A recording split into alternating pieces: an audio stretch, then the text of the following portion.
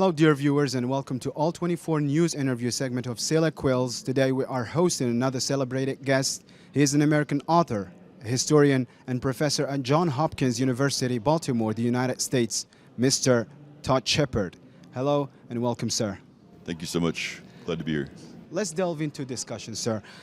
First of all, Mr. Shepard, what drove you or what led you to focus on history as the field of your interest or your expertise? Right. I mean, actually, it's important for me. When I was in university, I worked on other things. We called it cultural studies. It was a combination of philosophy, discussions in theory, literature, and history was one of those things. When I was doing a final kind of end of cycle master's thesis, I decided I worked with a historian, and what I loved about history was the method. The kind of ways that you explored the questions that other scholars, notably historians, had deployed, had written, the interpretations they had. You raised questions about them, but to answer them, you went to what we call primary sources, that is, documents, whether in archives or elsewhere, that were produced at the time of the event. So you have to define that time, but what I loved about it was it was possible, if you did enough back and forth between these approaches, to think about differently about things. So that's what I like in general. So when I wanted to do history after that, I was advised that I shouldn't try to apply American history because I didn't have a history background, but I spoke French. So I should do something in French history. And the topic that just absorbed me as a first try was the Algerian Revolution. And the question that I was asking to start with was, how did the Algerian Revolution, or was the Algerian Revolution a French revolution? Did it radically change France? And I was going to use that as a kind of way to get into doctoral studies, to get a fellowship and then go back to American history. But it proved to be so compelling that I stayed in history for that very reason. I stayed in French history in that case. I began to do what I call Algerian histories of France. And then in the last 15 years or so, I've been able to come to Algeria to do research in Algerian archives on materials produced by Algerians. I still can't pretend to be an Algerian historian because I don't have Arabic. I certainly don't have Amazight, but I also don't have a training really in the depths and the complexities of North African history. But increasingly I have access to Algerian sources, so I'm trying also to engage with debates and questions that are specific to Algeria. But more generally, I'm someone who asks questions that tend to come from the United States and U.S. intellectual and historical discussions. As an author, as a historian as well, how do you describe your latest release, and what prompted you to write it, and what do you hope that people who read the book can take from it? I'm trying to finish a book, and I want to talk about that. One of the things I found in my first book, which was called The Invention of Decolonization, the Algerian Revolution and the Remaking of France, which really tries to show how at the end of the revolution in 1962, that's the French title, 1962, the French did all this stuff to try to get out of the situation without admitting that they'd been wrong, without grappling with the demands of Algerian nationalists, without taking into account the fact that what they'd said had proven incorrect and that they had been proven wrong. They tried to pretend that they'd been right all along. And they did so in part by erasing history, but also changing their very institutions. In that work, I kind of found at a certain point that there was all of these policies that the French put in place to fight what they called the primary cause of the Algerian Revolution. They were wrong. What they identified as the primary cause of the Algerian Revolution was French racism against Algerians. Colonialism is bigger than that. It's different than that. But racism, of course, was crucial to the colonial project. So I've really explored how these policies took place, where they got them.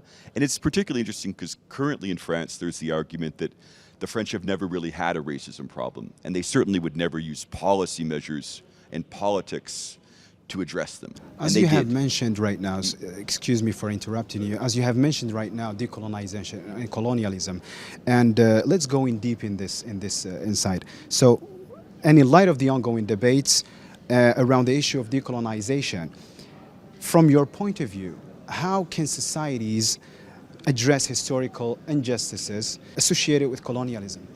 Yeah, so as I said, the invention of decolonization, part of what it's premised on is the people latching onto the word decolonization to avoid things like liberation, to avoid things like the anti-colonial struggle and its victories, to make it as if decolonization is a stage of history that just kind of happens, to kind of push to the side the fact that in the Algerian case, men and women fought and died for their liberation and forced the French out, right? So this stage, this word kind of makes everything seem like it's just a process. That was the focus that I had. My work, I started working on this in the 1990s. In the last 25 years, decolonization has become an enormous kind of catchphrase and something that's an inspiration. And in part, it gets to what I was interested in. That is, the decolonizations that actually happened were state decolonizations. That is, they changed something fundamental. Who ruled? Who exercised sovereignty? So it's Algerians now that do that. It did not necessarily produce the end of all injustices. It did not end the wretched of the earth. It did not make the last first. But it did the important thing. So decolonization has come to kind of stand in for this effort to make things, everything better. Now, it can be too metaphorical, and we're seeing that right now in Palestine. There's an anti-colonial struggle that's actually taking place, an actual struggle for decolonization. And many people that have used the term decolonization, I want to decolonize this, I want to decolonize that, aren't actually ready to grapple with what actual decolonization can mean. So we see that here. But there's been a lot more interest in decolonization. I think that's important. Let's keep up with the same context Yeah. of decolonization. How did the process of decolonization shape the modern world, and including politics, cultural, and international relations as well? One of the reasons I think it's so important, the Algerian Revolution in particular, but decolonization more broadly, is it's this incredible upsurge of people, ideas, not just struggles, but also visions of how the world should be that come from what we now can call the global south, what at the time we called the third world, in reference to the French Revolution, but this idea, and the colonized peoples, that it was their turn to take the stage. They had been pushed off the stage, people had insisted they were incapable of taking the stage, and they forced their way onto it. And in doing so, they changed things. So I think it's incredibly important that world history, US history, European history, and more broadly, be resituated around decisions, claims, and events that were produced from places outside of what we presume historically was the center, the US, Western Europe, etc.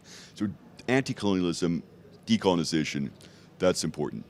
After the independence of certain countries, including African countries, cultural heritage was found in museums of the former colonial powers, and it's still there actually. So these objects, not only part of the reconstruction of the African identity, for example, but also part of the independence. So what's your own perspective, about this? So two things. I think, people should get back what is theirs. I tend to be somewhat dubious about where we shoot way back into the past to say that something from way in the past is really the authentic sign of who we, whether it's Algerians or Nigerians or Ghanaians, are in the present. But still, I think people should ask. The stuff that I've worked on, for example, is the archives that were in Algeria, produced under French rule, that the French stole when they left Algeria in 1962. That there's been a lot of demands by the Algerian state and Algerian people for those archives to come back to Algeria. I think that's super important because archives are somewhat different than objects. That is, archives give you access to decisions that were made, and people should have the right to demand access to the archives. So Algerian people should have access to the documents of their past now. Hopefully, Algerian archives, too, would give people more access to the archives, to the documents of the decisions historically that were made, so people can, hold people that govern to account. So definitely the people that were colonized should demand accounts from the former colonizers. You claim this was yours, it's not, you stole it, give it back. Mm-hmm. I also think that's true for archives. Let's circle back to your works, your books.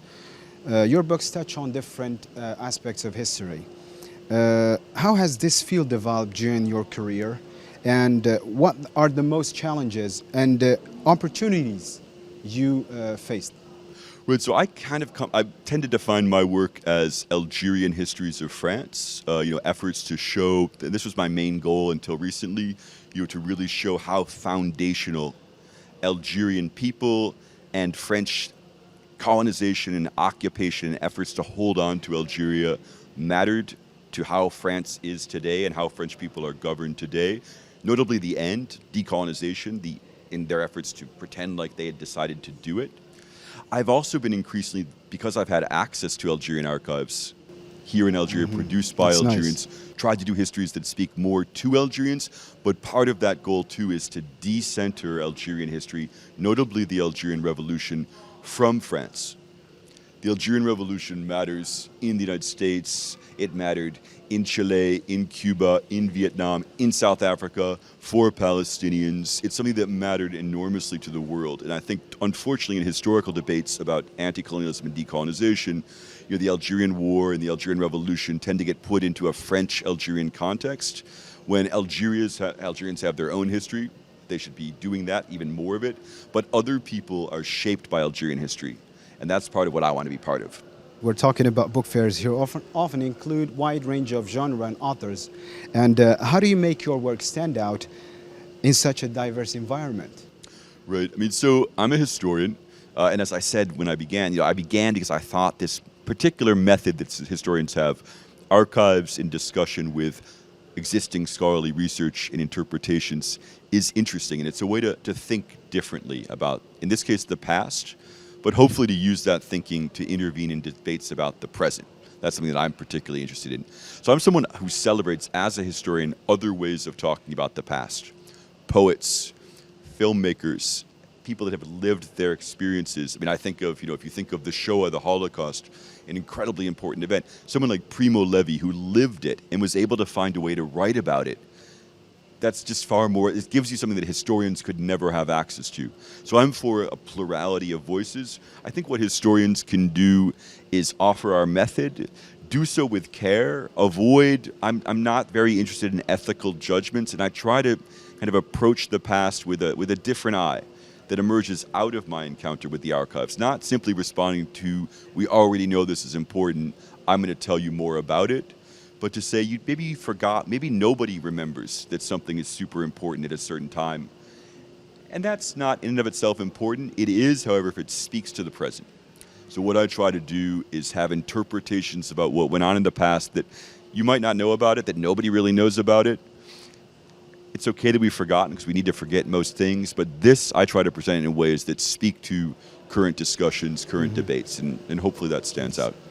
So thank you so much. We've gained a lot of insights, fruitful insights, as we reflect on this conversation. Thank you so much, Professor. And thank you so much, dear viewers, for watching All 24 News. Stay tuned to our channel. Bye for now.